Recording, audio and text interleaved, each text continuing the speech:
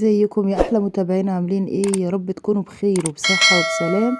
النهاردة الخبر اللي معانا وهو محمد فؤاد بيقول عملت تكميم ولغاية دلوقتي ما شفتش العيش. طبعا الناس كلها بتتكلم عن سر النحافة اللي فيها النجم الكبير محمد فؤاد، فطبعا هو طلع ورد. تعالوا بينا نشوف التفاصيل، بس قبل ما نبتدي الفيديو ما تنسوش اللايك والشير والسبسكرايب وكملوا الفيديو للنهاية فضلا منكم وليس أمر عشان تعرفوا التفاصيل.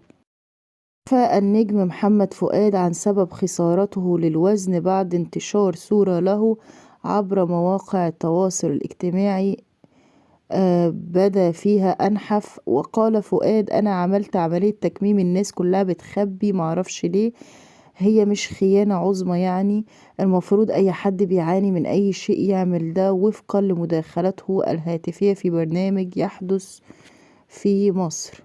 فؤاد أنه لم تظهر أي أعراض سلبية عليه بعد إجراء هذه العملية. ربنا يا رب يتم شفاه على خير. وطبعا هو خس خالص، ما هو أحمد زاهر عاملها ويعني كل الناس بتعملها وعادي. وقال أنا لغاية دلوقتي ما شفتش العيش وماشي زي الكلب اللولو بالملي يعني. حي النجم محمد فؤاد حفلا في برلين يوم 17 فبراير، كما أحيا حفل عيد الحب في لبنان.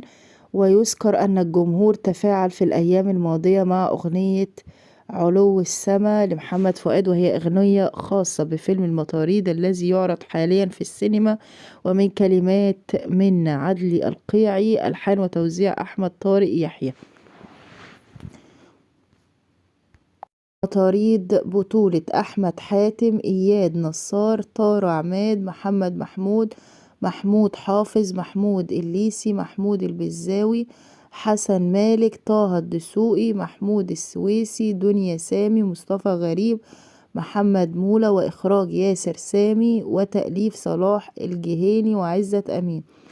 وده كان الفيديو اللي معانا النهاردة. دمتم بأمان الله وحفظه. أشوفكم في فيديو جديد وخبر جديد، ويلا مع السلامة.